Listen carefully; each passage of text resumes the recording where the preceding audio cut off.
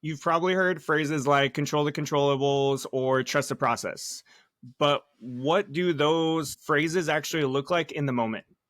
When you're 0 for 3 at the plate, when you just gave up the winning goal, or you don't actually believe what you are saying.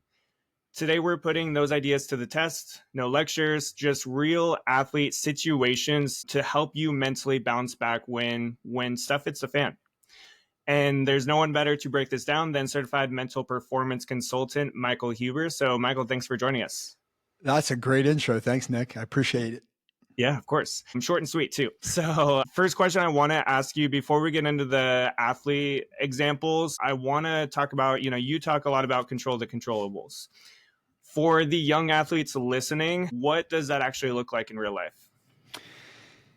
Yeah, it's a good question. And I'll start by saying one of the things that I always say to a young athlete to preface the activity or the exercise of understanding the controlling the controllables is it probably seems really simple, right? It probably seems really elementary basic, right? Like I understand what I can control. I understand what I can't control.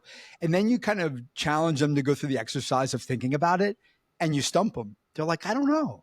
Right. Like, so I think sometimes building that awareness is really, really critical up front, because when you get into the moment, the real life situation of, hey, I can't control my coach. He kept me out of the lineup, or I can't control the umpire made a bad call, or I can't control what my teammate did, which is a huge issue for a lot of my clients, is being able to sort of take a pause and be like, hey, I talked about that with Mike.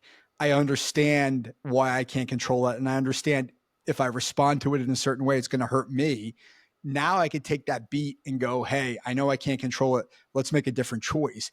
To me, that's really the benefit of controlling the controllable, sort of going through that exercise, is being aware of it so that you can make better choices in the moment. And a lot of times we just don't have that awareness, right? And the stress and the emotion of these situations on the field or on the court or on the ice or whatever you do get in the way of that. So you want to build that clarity ahead of time. So when it happens, you're like, oh, I've already planned for this, versus like the emotions got me and now I forget that I can't control it and I react to it. Yeah. So actually one of the examples we'll get into, I know you'll pull in some of that because I know that planning ahead is huge there. So the second question before we get into the athlete examples, I want to ask you about, you talk a lot about Gen Z, Gen Alpha is kind of coming up as the 15 and under, as at least the time we're recording this. They get labeled a lot. We constantly hear that this next generation, they're lazy, they're soft, they're entitled. But I know that you take this different approach. What do people often misunderstand about this generation? And what do these athletes actually need to help them succeed? Yeah.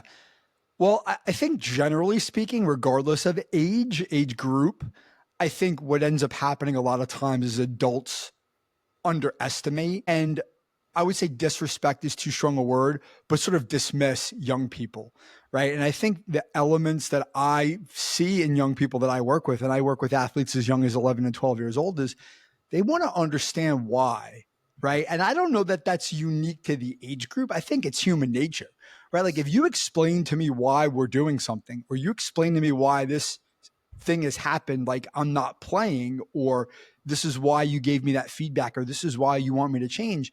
Now, whether I'm 11 or 21, like I can process it.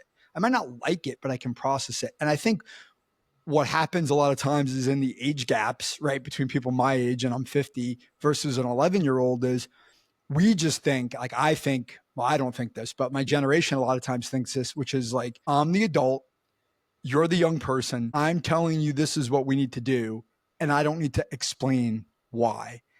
And what the adults don't realize is when they don't explain why, they're not going to get the result they want. They're not going to get the outcome they want. Like, well, you need to do this, but the kid doesn't want to do it, or they don't buy in. Now I'm not getting the result as I want, the result I want as a parent or a coach. And I scratch my head and like, I don't understand why this kid's not listening to me. Well, because you're not explaining to them why they're doing it or how to do it, right? So that's a part of coaching, right? So I'm very big on helping athletes like understand why they're doing it. Why do they want to get better? What do they need to do? And how can they do it? Giving them those tools to go out and apply them on the field. And sometimes I help give athletes the tools to like deal with adults, which sounds crazy, right? But it's like, hey, Johnny, hey, Mary, like you expect your coach to be there for you and help you and guide you and coach you to get better. And sometimes you don't get what you need. You can't control that. So, what can you do to improve your situation, even though your coaches aren't giving you what you think you need or deserve? So, it's really that understanding empathy piece, right? Empathizing with the young people, listening to them, understanding what they need, giving them what they want so that you can get out of them what you're looking for, right? And I think a lot of adults just don't get that. They just like, hey, you know what? I'm the coach, you're the kid. Yeah, I mean, there's that classic phrase, because I said so. That's like that. I Mm-hmm. grew up with that. So it doesn't, I mean, and so I think this is timeless. I think this is something where, my generation, I'm barely millennial. I'm the last like month of millennial or whatever. And so I can stick to that. Mm-hmm. But even with that though, my dad was the same way. He, always, it's because I said so. It's like, but Mm-hmm. you know so I think that's huge. And so one of our questions I'll gear towards the parents, and that'll hit on that for sure. But I want to get into these athlete examples. I know that's where we want to spend most of our time today. And Okay. so I know you have concepts like, the 5 mental building blocks, controlling controllables, some of Mm-hmm. the other things that you have. And so any of that you can pull into this, for the listeners will be great. Love it.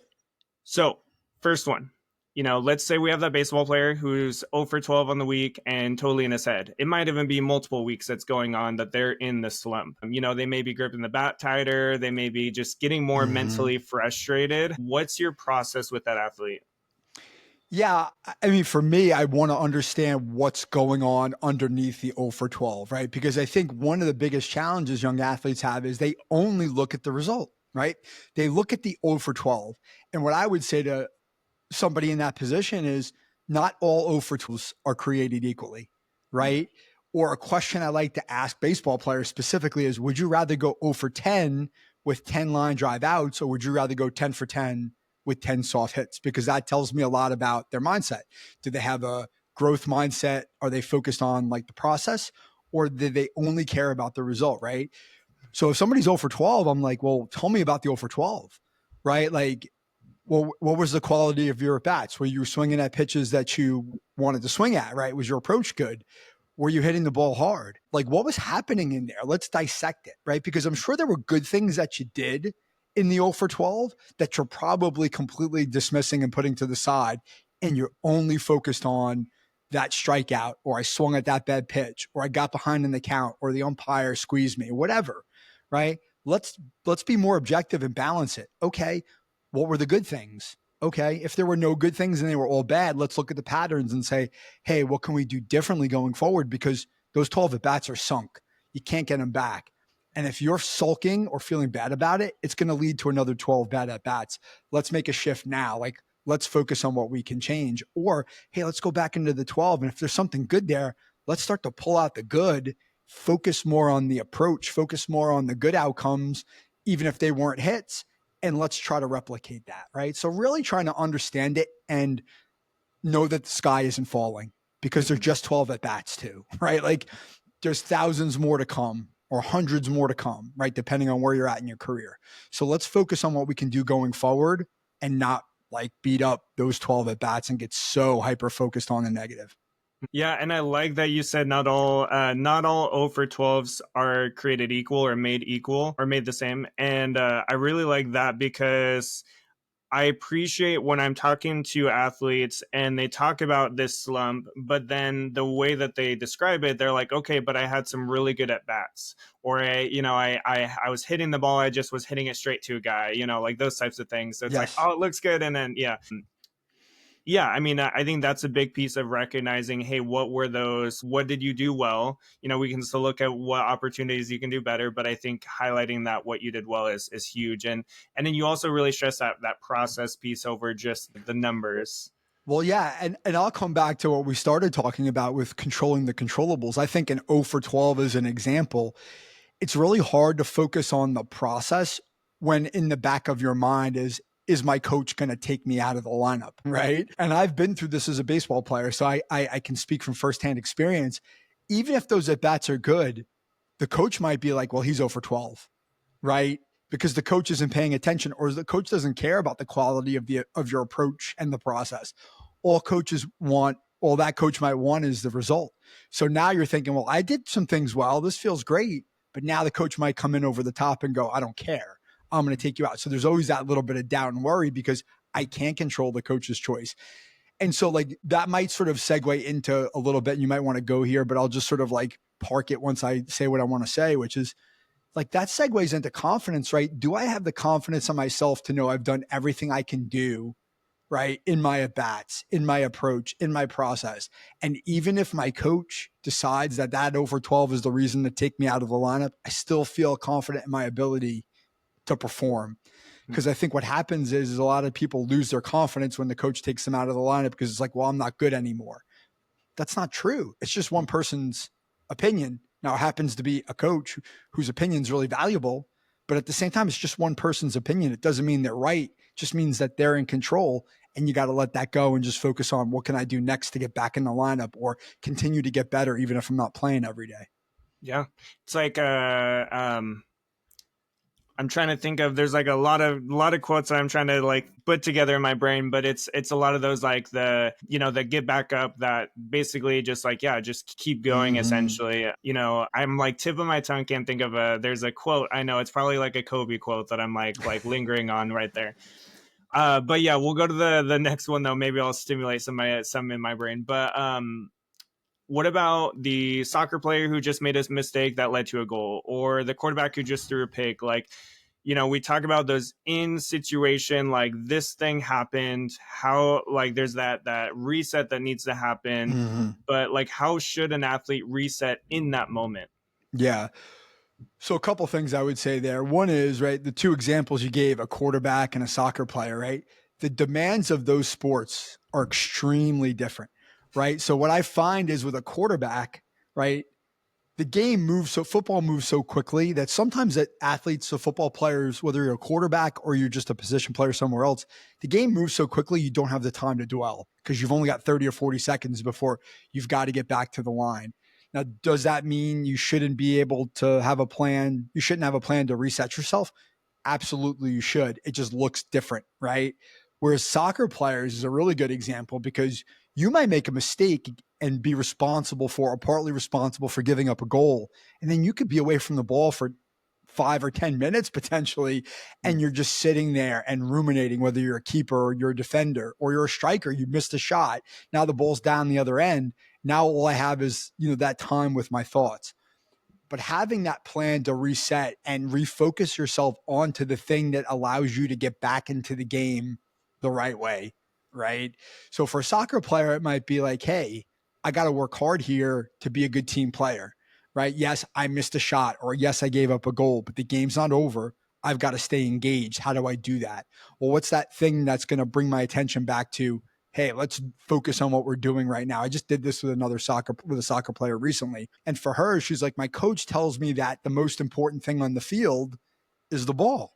So I said to her, I was like, well, okay, let's use that as your refocus cue, right? Find the ball. Wherever that ball is, like visually, wherever you identify it, that's where the game is. It's not up in between your ears. It's out here. So that's a great way to reset, because now you're out in the present moment of like, hey, I got to get out of my head and I got to go find the ball, even if I'm away from it. But I'm scanning the field. I pick it up. The game is there. Let's anticipate versus get distracted and then make another mistake when the play comes back my way. For a quarterback, it might be, hey, I threw a pick. Now I'm unsure. And that manifests in some sort of physical, right? Like disruption. I'm nervous. My legs are nervous. I'm shaky. I'm tense.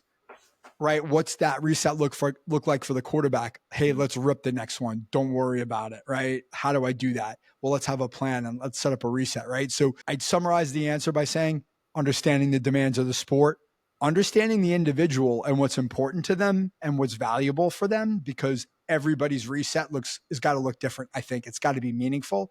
Now let's design it in a way that fits the demand of the sport and what's important to you.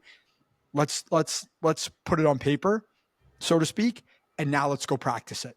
That's the way I would normally do it with an athlete, depending on what their sport is. Okay, I like that. And I like that, like, focus on the ball piece with the soccer player. It made me think about, when we talk about that team environment and the fact that, for example, we gave the quarterback example, it could also be a pitcher that gave up a home run. Like, do you feel like this is more individual or more like maybe leaning one way or the other, when it comes to an athlete who maybe they go and their form of resetting is getting really quiet, or I mean, maybe it's not resetting, it could be quiet and sulking, versus maybe the athlete who flips the script and starts getting more like vocal and starts cheering on, it's like quarterback throws a pick, okay, start cheering on the defense and be like, all right, get the ball back, like that, kind of hyping them Yes. up. Or like where do you fall on that? So it's a great example, great question, right?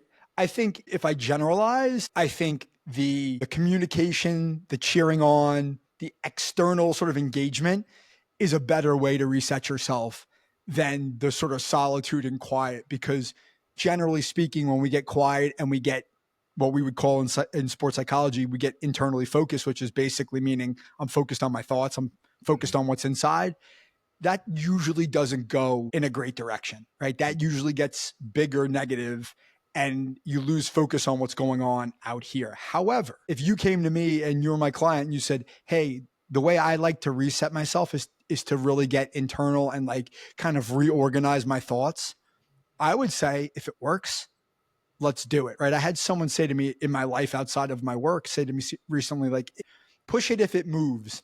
I had never heard anybody say that before, but it really like struck me, which was like, if it works, do more of it. If that internal refocus works for you, let's do more of it, but let's make it a routine. But what I usually find is like, I have a basketball player that I've worked with recently, and for her, she would get really fixated on multiple mistakes, right? If she made 2 or 3 mistakes in a row, she'd get really internal. She'd feel really bad. She'd really like fixate on the mistakes. But her identity as a player was she was a great teammate. I said, okay, right? Like if you're fixated on those mistakes, are you being a great teammate? And she's like, no, I'm being selfish. And I'm like, exactly. Right. So for her, the motivation is, yeah, I made those mistakes. And yes, I want to focus on them because they make me feel bad. My brain wants to go there. But I want to be, my identity is to be team first. If I'm focused on my mistakes, I'm being selfish. I want to be selfless. So let's get back into the environment. Basketball players, let's communicate more, right? Let's talk. Because if I'm talking, I'm in the game. If I'm quiet, I'm usually in my head, right? So like it's also like looking at each individual uniquely and trying to find what works for them. But I think there are like certain things that tend to be like, good benchmarks in terms of what's how do you reset yourself? Yeah, I like that. And it also made me think about like on that verbal side, you talk about the external, or kind of pushes things more outward versus when we Mm-hmm. get in our head and we start going in the cycle. Yes. For these athletes too, like when it comes to maybe training beforehand, what are your thoughts on things like affirmations and stuff that they can say to themselves, especially like I've been taught that like these same affirmations, like repeating the same ones in certain situations to reset the brain or just to prepare the brain in those situations.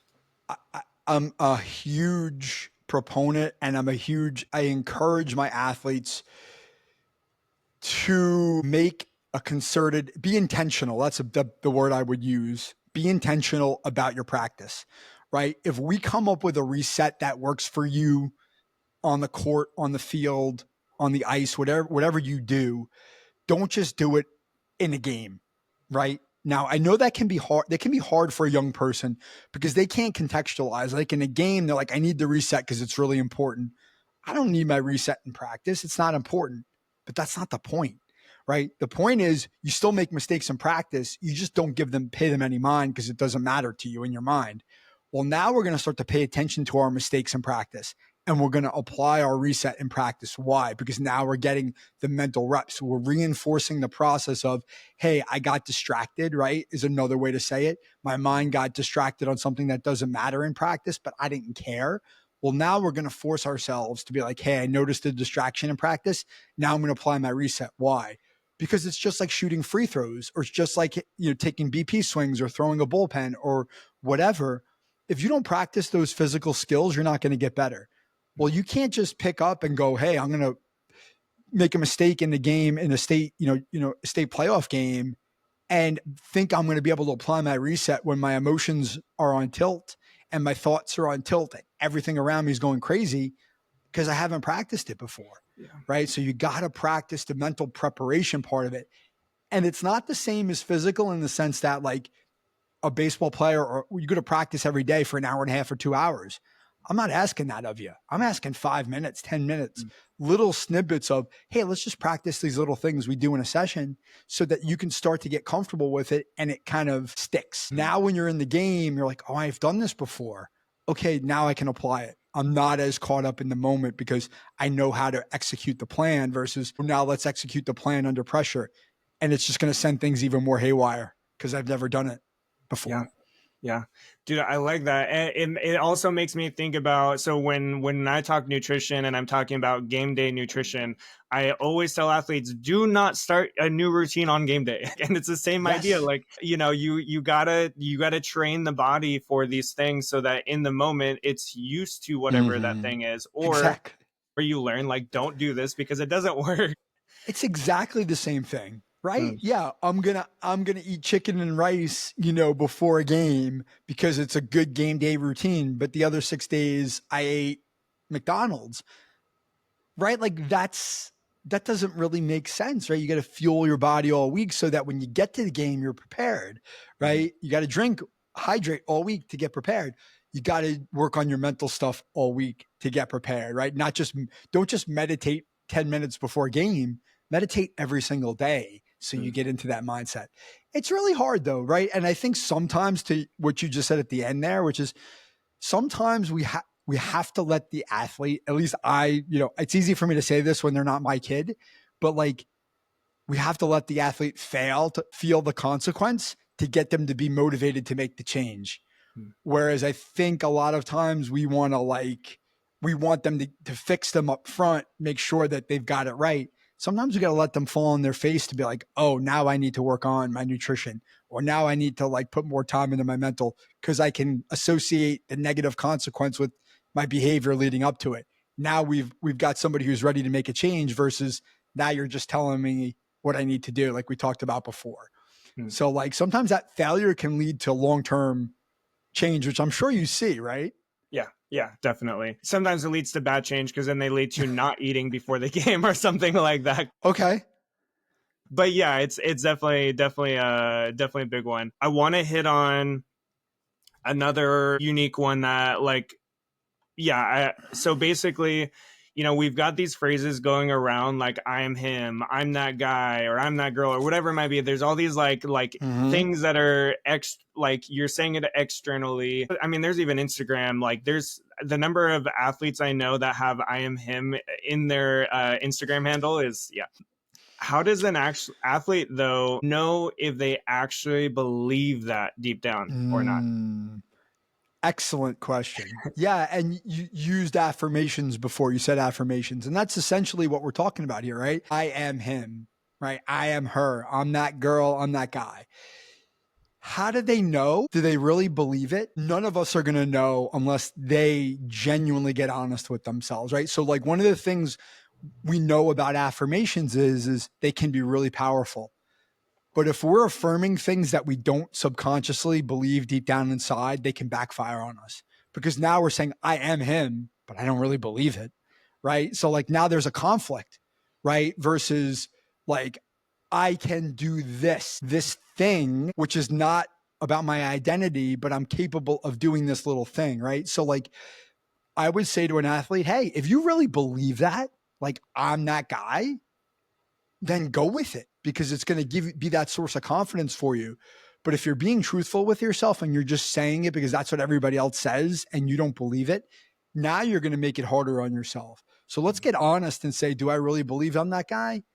Not today, I don't. Okay, so what can I do that's in my control to start to move me towards I am him? Well, I'm going to show up today and I'm going to do this thing once, right? I don't have to do it all day. I don't have to do it all game, but I'm going to take a risk and I'm going to put my neck on the line one time today. And if I do that thing, even if it doesn't work out from a results perspective, I can go back and reflect and say, hey, I took that chance. Now we're moving in the direction of becoming I am him, I am her, I'm that guy. It doesn't have to be today. It can be tomorrow. It can be next week. but we've got to be realistic, because if our affirmations are not realistic and our goals aren't realistic, it can lead to conflict, it can lead to dejectment, and it can lead to dejection, and it can just lead to going backwards, right? So like we don't have to be that person today, but we can aspire to it and be comfortable with it. I think that's one of the biggest struggles I think athletes have, is they feel like they need the validation and the outcomes and the results right now versus what's the long-term trajectory. I want to be a college athlete. You're a freshman in high school.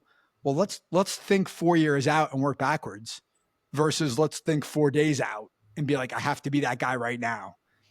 That might be unrealistic. And now you're putting more pressure on yourself. That can lead to burnout. It can lead to quitting. It can lead to poor performance. It can lead to a lot of negative things versus, hey, I want to be that guy in 4 years. Let's take those baby steps. Let's climb up the ladder rung by rung and be okay if I'm not perfect today, but I'm moving in the right direction.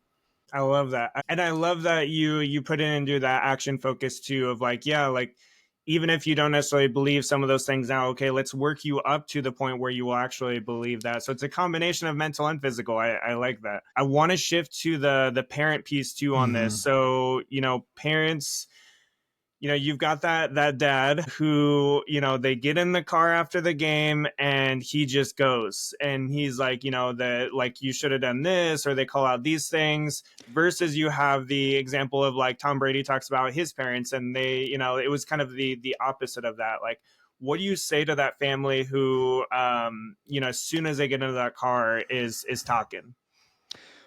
Well, I'll preface the answer by saying I am a parent. And I have 2 teenage athletes, 2 teenage soccer players. So I've been through this and I know how hard it is to be perfect. Even if you, again, we'll go back to like, knowing intellectually is different than the emotional side of it, right? I can know, I get into the driver's seat of the car and I strap in my seatbelt and I go, I'm not going to say anything, right? Or I'm going to be positive, or I'm going to ask him a question or whatever. And I go to, well, you should have done that, because I'm emotional. And I think it's okay, right? I don't think we should beat parents up as much as we do, because it's a really hard job. At the same time, right, it has to be sort of, I think as a parent, you really need to kind of like look at it through a certain lens, which is let the athlete drive the bus on the conversation. If they're quiet, if they're dejected, their heads down, leave it alone, right? Let them bring it up. If they bring it up and then you want to give your advice, that's better than giving unsolicited advice, because now you're like, well, now I didn't even want to talk about this. I didn't want to be judged. I'm beating myself up. Even if you're little, right? Like you're 8, 9 years old, you're still, when you played bad.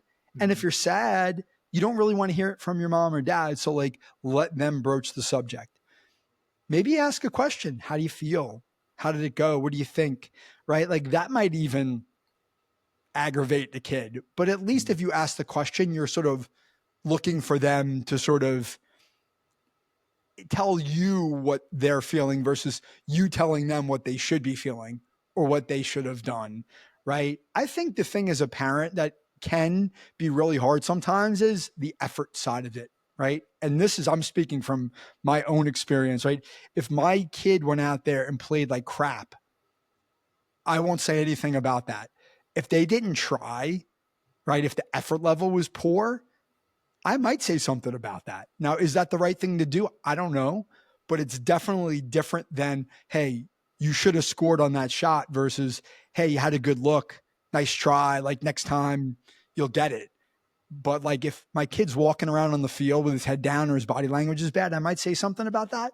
And I think it's the difference between growth mindset and fixed mindset, right? Like, I think that's something we could talk about as parents is like, if it's about the things you can control, if it's about improving how you show up, I'm okay with that more than judging the performance. Because one of the things I will say to kids a lot is like, even if your mom and dad was an athlete, they're a long way removed from what you're doing. And sometimes we forget how hard it is to perform well in the moment on the field. We think we know as parents, but we're in our 30s and 40s and 50s.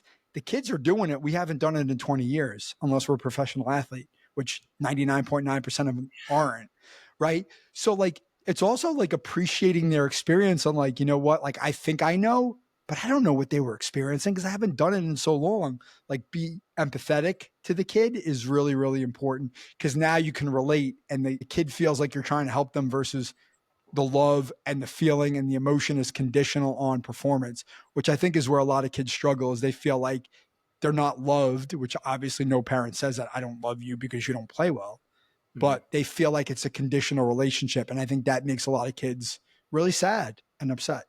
Yeah, no, I love that, and there's a lot there, and I for the parent, I know we're going a little over time, and it's totally okay.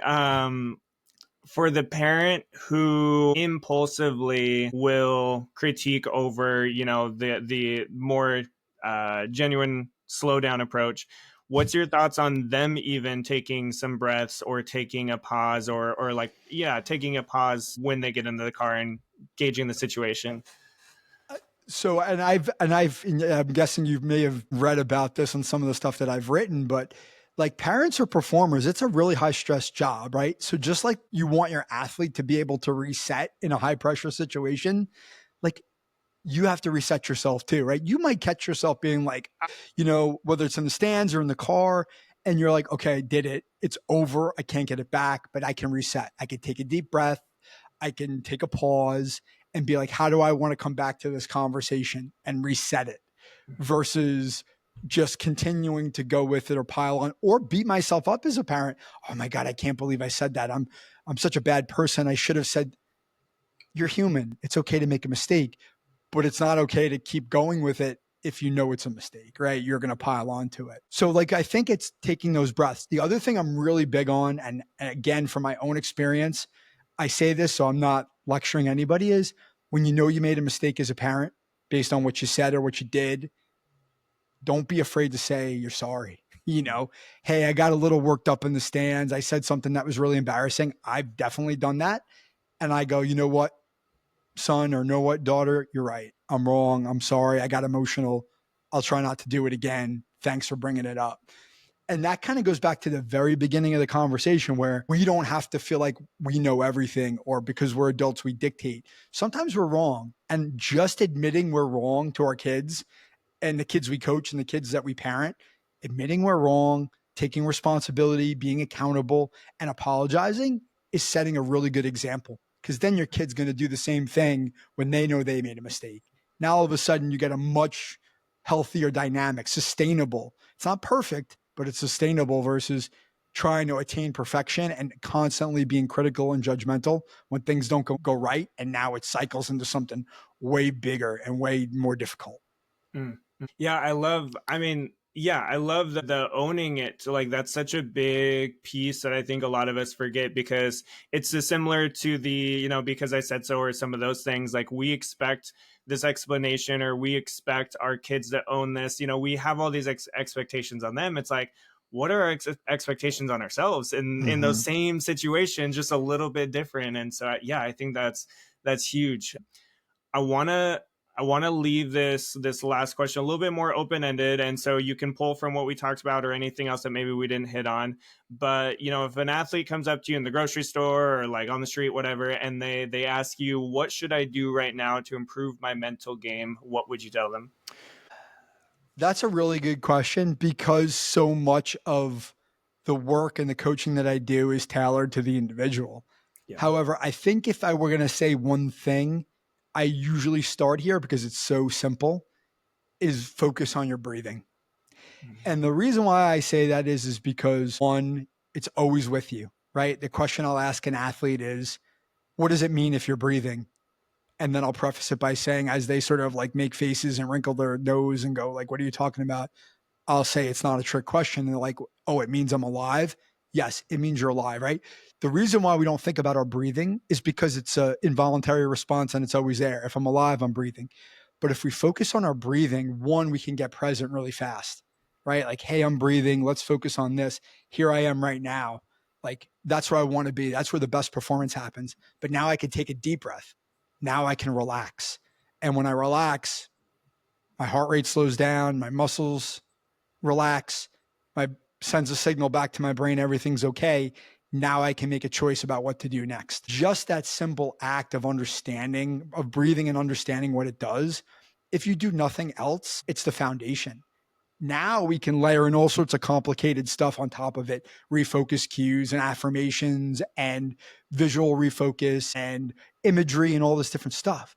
But it starts with my breathing, being present, and being relaxed. If I can do those couple things, now all of a sudden I can build on top of it. Because if we're trying to build a house on a wobbly foundation and we're stressed and emotional, we're nervous and tense, and now I'm trying to add more stuff on top of it, the house is going to crumble. Versus, hey, my foundation's solid, I'm relaxed, I'm present, I can make a choice. Now I can build on the foundation. And I think breathing it all starts with your breathing. Dude, it's funny when it's kind of like when somebody's like, fix your posture, or they talk about posture, and then you're like, oh, snap, my posture. It was like, I immediately, as soon as you started talking about it, I was like, how am I breathing right now? Yeah. So powerful. I really appreciate you hopping on, Michael. I know we're a little over time, so I want to make sure the athletes don't disengage too fast. What's the best way for athletes and families to engage with you online? Yeah.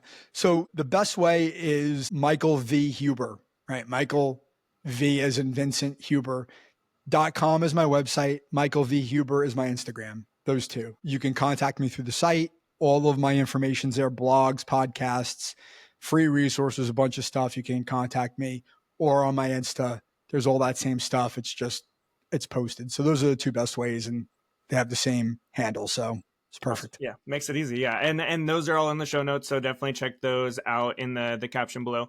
But yeah, Michael, thanks so much for hopping on. Like, there was so many good things, and I love how well you can communicate this, not just in a blog form, but in the spoken form too. Thank you. So yeah, I really appreciate that. It's a wonderful opportunity. Thanks for having me, Nick. It's been great. Of course. Yeah. And then for listeners, like, make sure, like, if you're an athlete listening, make sure your parent listens to this. If you're a parent listening, make sure your athlete listens to this. If you're just like, hey, get your friends involved, like, they need to hear this stuff, because this is one of those big key separators that's going to separate the 1% from the 99%. So really make sure you have them tune into this. And as always, keep striving for greatness.